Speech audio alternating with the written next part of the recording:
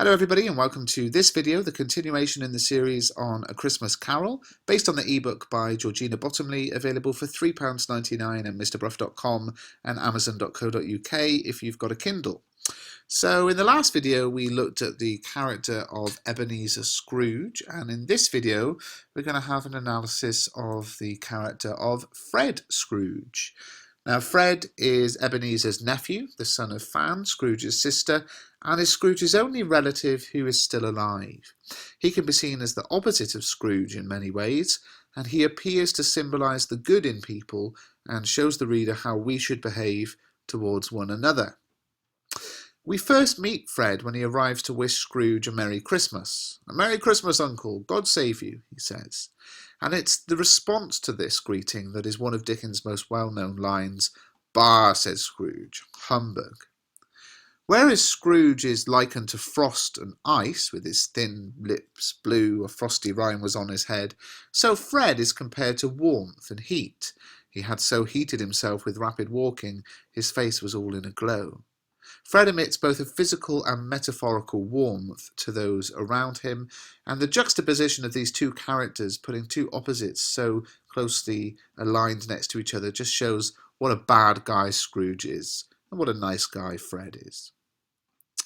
So, what else is there to say? Even though Scrooge hasn't made any time for his family, Fred still persists and does what is right. He visits his uncle, delivers the season's greetings. But unlike Scrooge, who hates Christmas, Fred sees it as a kind, forgiving, charitable, pleasant time. And in this way, we're aware that Scrooge's isolation is through his own choice and free will. It hasn't been imposed on him by members of his family. When Scrooge is a boy, Fan collects him from school and shows him similar affection to that which Fred shows him in the present. And this shows that there was potential for Scrooge to have positive, loving relationships with his family, but so far he's chosen a more selfish path. At his own Christmas party, Fred refuses to be heavily critical of Scrooge's self-centered ways, when maybe he is actually entitled to. He's determined to welcome Scrooge back into the family if he's ever given the opportunity. "I mean to give him the same chance every year, whether he likes it or not, for I pity him." Fred might be entitled to be somewhat irritated with Scrooge's repeated rejections, but he almost appears stubborn in his refusal to give up on his uncle. Now, Fred is kind and friendly to others he meets, and at the end of the novella welcomes Scrooge back into the family. "Let him in," he says, despite the way Scrooge has been treating him.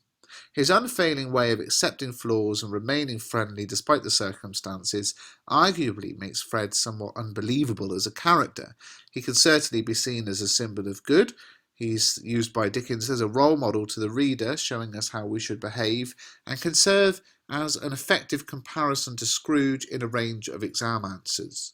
As I said, there's often a criticism of Dickens and Carol in particular, that the characters are too basic. They're too obviously good or too obviously bad.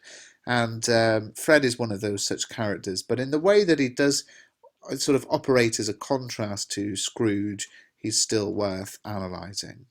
I hope you found this short video useful. Please do subscribe to the channel and give the video a thumbs up.